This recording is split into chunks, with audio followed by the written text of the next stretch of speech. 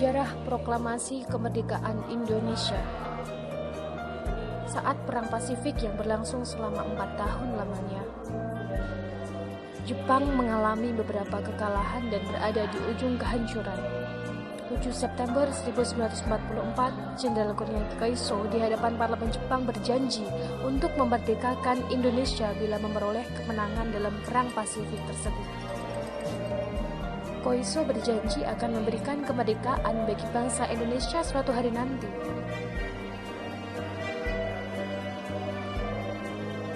Kaum pergerakan menyambut hangat janji kemerdekaan yang diberikan oleh Jenderal Koiso tersebut. Dan hari bersejarah itu pun tiba. Dibentuklah BPUPKI yang anggotanya dilantik oleh Jenderal Komakichi Harada.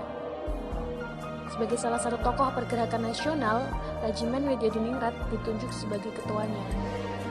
Sidang pertama BPUPKI berjalan pada tanggal 29 Mei sampai 1 Juli 1945. Sidang kedua dan juga kerja BPUPKI berakhir dengan baik setelah 2 kali bersidang. Kemudian BPUPKI dibubarkan oleh Jenderal Terauchi Hisaichi yang kemudian digantikan oleh PPKI atau Panitia Persiapan Kemerdekaan Indonesia pada tanggal 7 Agustus 1945. 21 nama anggota PPKI diumumkan, sebagian besar diantaranya berasal dari anggota BPUPKI. 12 Agustus tahun 45, di tengah pengeboman Hiroshima dan Nagasaki di Jepang, perwakilan Indonesia terbang ke Dalat, Vietnam untuk menagih janji kemerdekaan. Jenderal Terauchi berkata bahwa PPKI bisa segera memproklamasikan kemerdekaan Indonesia. 16 Agustus tahun 45, sepulang dari Vietnam, sejumlah anggota Angkatan Pemuda Indonesia atau API membawa Soekarno dan Hatta ke Rengas Dengklok. Pemuda mendesak Soekarno dan Hatta untuk segera memproklamasikan kemerdekaan Indonesia, tapi Soekarno enggan untuk melakukannya. Menurutnya, proklamasi kemerdekaan Indonesia harus melalui rapat PPKI. Sepulang dari Rengas Dengklok, Soekarno dan Hatta hendak bersidang di Hotel Des Indes, Jakarta. Perubahan situasi mengarahkan rapat persiapan kemerdekaan ke rumah Laksamana Maeda sebagai perwira Angkatan Laut Jepang.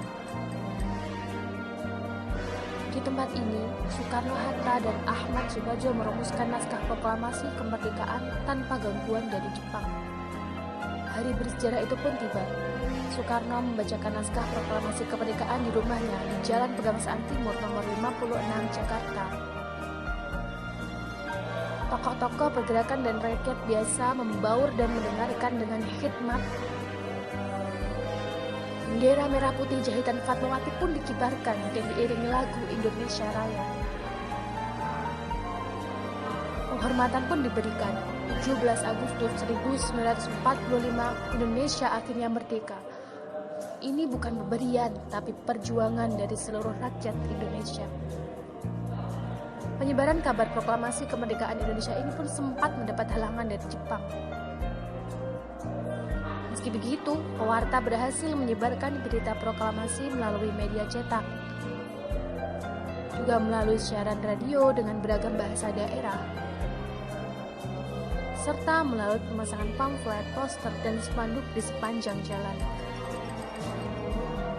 Di desa-desa, pemuda berperan dalam meneruskan berita proklamasi. Mereka berkeliling dan berteriak, "Jepang menyerah, Indonesia merdeka!" Akhirnya, tiap orang jadi saksi Indonesia telah merdeka.